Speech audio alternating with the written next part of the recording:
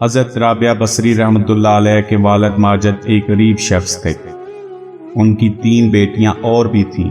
اور حضرت رابعہ بصری چوتھی بیٹی تھی۔ ان کو رابعہ اسی لیے کہتے ہیں کہ رابعہ کے معنی چوتھی عورت کے ہیں۔ جس رات حضرت رابعہ پیدا ہوئیں، اسی رات ان کے والد کے گھر میں خرچ کرنے کو کچھ نہ تھا۔ وہ اسی فکر میں سو گئے کہ رات کو حضور سرور عالم صلی اللہ علیہ وسلم کی خواب میں زیارت ہوئی، اور حضور صلی اللہ علیہ وسلم نے فرمایا، تم غمگین مت ہو، یہ لڑکی جو تمہارے ہاں پیدا ہوئی ہے بڑی برگزیدہ اور مقبول ہوگی۔ تم صبح امیر بصرہ کے پاس جاؤ اور ایک کاغذ پر میری طرف سے یہ لکھ کر اسے پہنچا دو کہ ہر رات تم جو مجھ پر 100 بار درود بھیجتے ہو اور جمعہ کی رات کو 400 بار، یہ جمعہ کی رات جو گزری ہے تم اس میں درود پڑھنا بھول گئے ہو۔ اس کے عوض میں 400 دینار بطور کفارہ اس شخص کو دے دو۔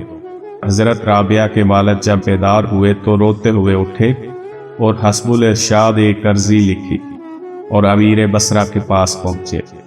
اور ایک دربان کے ہاتھوں وہ عرضی اندر بھیجی۔ امیر وہ عرضی دیکھ کر عالم وجد میں آ گیا اور حکم دیا کہ اس شکرانے میں کہ حضور صلی اللہ علیہ وسلم نے مجھے یاد فرمایا ہے،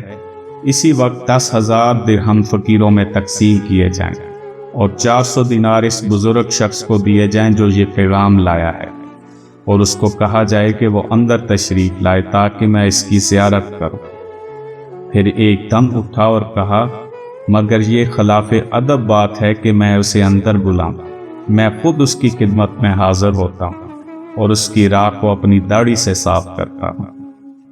چنانچہ امیر بصرہ خود باہر آیا اور حضرت رابعہ کے والد کے ہاتھ چومے اور بڑی تعظیم و تکریم سے اسے سند شاہی پر بٹھایا اور عرض کیا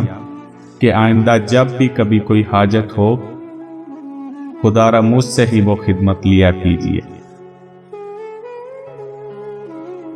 اس واقعہ سے ہمیں یہ پتہ چلتا ہے کہ حضرت رابعہ بصری رحمتullah علیہ ایسی برگزیدہ اور مقبول حق تھی کہ جن کی خود حضور صلی اللہ علیہ وسلم نے تعریف فرمائی، اور یہ بھی معلوم ہوا کہ اللہ کے مقبول بندوں کے دم قدم سے گھروں میں برکتوں اور رحمتوں کا نزول ہونے لگتا ہے،